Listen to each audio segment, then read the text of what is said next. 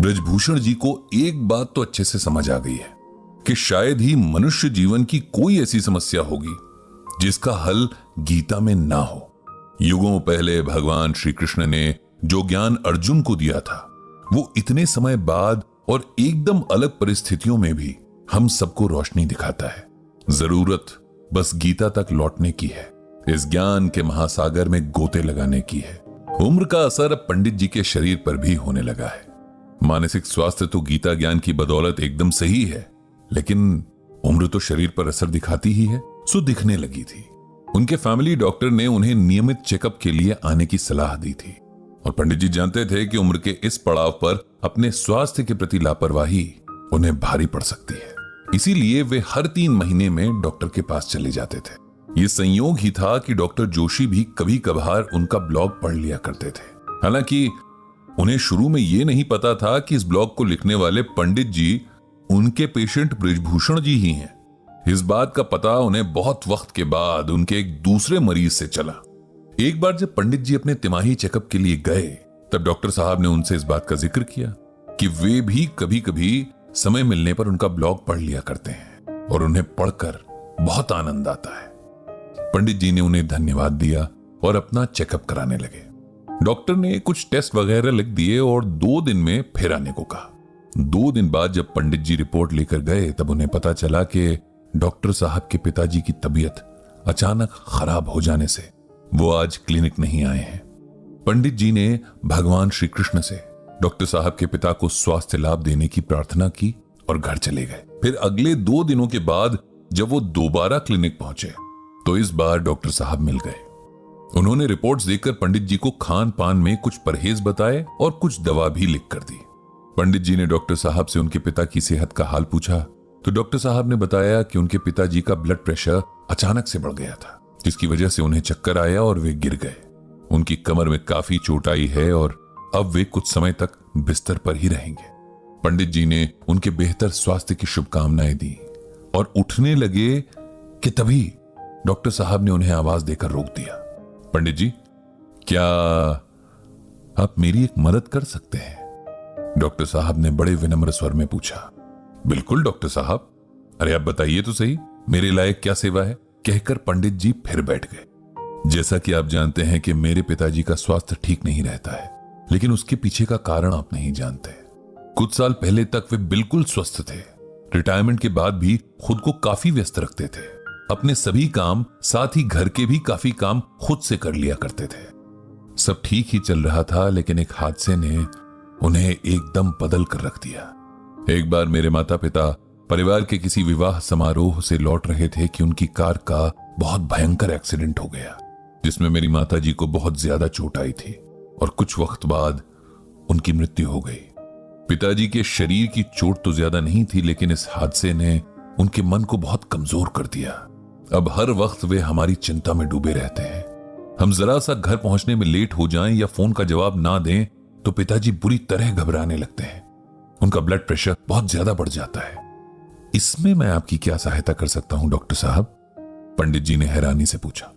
पंडित जी, अपने पिताजी के शरीर के रोग तो मैं फिर भी संभाल सकता हूं, लेकिन उन रोगों की जड़ जो है, उनकी चिंता, उनका डर, उसे मैं नहीं संभाल सकता। मेरे पिता किसी मानसिक रोग विशेषज्ञ के पास जाने के लिए तैयार भी नहीं है। अब अगर आपके पास थोड़ा सा समय हो तो आप उन्हें मिल लें, उन्हें थोड़ा समझाएं, गीता का ज्ञान दें ताकि वे चिंता करना छोड़ ना सकें, तो कम से कम खुद पर इतना नियंत्रण तो कर पाएं कि इस वजह से उनकी तबीयत ना खराब हो। डॉक्टर साहब के अनुरोध में इतनी विनम्रता और अपने पिता के प्रति इतनी फिक्र थी कि पंडित जी उनका अनुरोध टाल नहीं सके और रविवार के दिन उनके घर आने का तय कर लिया। अगले रविवार को डॉक्टर साहब ने पंडित जी को लेने के लिए कार भेज दी। उनके पिता के कमरे में जब पंडित जी पहुंचे तो उनकी हालत देखकर उन्हें बहुत दुख हुआ। वे खुद से उठ भी नहीं पा रहे थे। बातों की शुरुआत थोड़ी धीमी थी, लेकिन जिस तरह बच्चे अजनबियों के साथ धीरे धीरे खुलते हैं और फिर बोलना बंद ही नहीं करते, ठीक यही हाल डॉक्टर साहब के पिताजी का भी था। कुछ ही देर में दोनों में ऐसी बातें होने लगी जैसे बरसों पुराने दोस्त हों। छोटे शहरों में वैसे भी कोई बातचीत शुरू करने के अगले 5 मिनट के अंदर अजनबी नहीं रह जाता। कोई ना कोई पहचान निकल ही आती है। डॉक्टर साहब के पिता ने इस बातचीत के दौरान जाने कितनी बार अपनी पत्नी को याद किया। उनके याद करने के अंदाज से ही लग रहा था कि उन्हें अपनी पत्नी बहुत प्रिय थी और उनके जाने का दुख अभी भी एकदम ताजा है। जिस तरह वो अचानक चली गईं, इस बात ने उन्हें इस हद तक विचलित कर दिया था कि अब हर वक्त अपनों को खोने का एक अजीब सा डर उनके दिलो दिमाग पर हावी हो गया था। उनकी समस्या समय के साथ और गंभीर होती जा रही थी। पंडित जी समझ चुके थे कि इस समय उन्हें किसी के साथ की जरूरत थी, कोई ऐसा जो उन्हें समझे, उनसे बात करे और फिर उन्हें समझाए।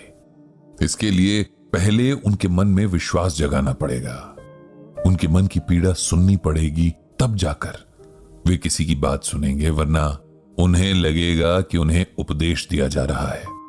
एक उम्र के बाद हर व्यक्ति को लगता है कि उसे दूसरों से ज्यादा ज्ञान है, इसीलिए किसी की सलाह यदि उपदेश की तरह अचानक से मिले तो वे उस पर ध्यान नहीं देते हैं। चलते हुए पंडित जी ने डॉक्टर साहब को यही बात समझाई और कहा कि अगली 1-2 मुलाकातों के बाद ही वे उनके पिताजी को कुछ समझा पाएंगे। डॉक्टर साहब ने भी इस बात पर उनसे सहमति जाहिर की। अगली 2 मुलाकातों में पंडित जी और डॉक्टर साहब के पिताजी की आपसी समझ और मजबूत हुई। जब पंडित जी को लगा कि अब सही समय है, तब उन्होंने गीता का ये श्लोक डॉक्टर साहब के पिताजी को सुनाया। चिंतया जायते दुखम नान्यथे हेति निश्चयी तया हीनः सुखी शांतः सर्वत्र गलित स्पृह। भगवान श्री कृष्ण अर्जुन से कहते हैं कि हे अर्जुन, चिंता से ही दुख उत्पन्न होते हैं, किसी अन्य कारण से नहीं। ऐसा निश्चित रूप से जानने वाला चिंता से रहित होकर सुखी, शांत और सभी इच्छाओं से मुक्त हो जाता है। जोशी जी, आपकी पत्नी के साथ जो हुआ वो बेहद दुखद था, लेकिन यह होना नियति में उनके जन्म से ही जुड़ा हुआ था। न कोई इसे रोक सकता था, न बदल सकता था। इसी तरह हम सबके भाग्य में जो लिखा है उसे घटित होकर ही रहना है। हम उसे एक पल के लिए भी आगे पीछे नहीं कर सकते। इसीलिए इस सच को स्वीकार करने में ही भलाई है। चिंता करने से सिर्फ और सिर्फ मन और शरीर को कष्ट पहुंचता है, इसके अलावा कुछ नहीं बदलता। इसीलिए आप चिंता करना छोड़ दें। जीवन में एक हादसा हुआ, इसका अर्थ यह नहीं कि वो दोबारा दोहराया जाएगा। इसीलिए जीवन के कीमती वक्त को चिंता में नष्ट कर देना व्यर्थ है। आप खुद को इस चिंता से मुक्त कीजिए और अपने आप को किसी दूसरे उपयोगी काम में लगा दीजिए। इससे आपका मन भी लगा रहेगा और आपका समय भी आराम से कट जाएगा।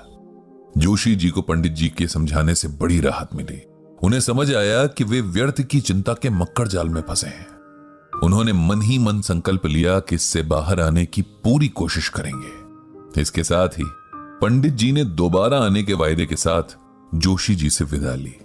और अभी हम भी आपसे विदा ले रहे हैं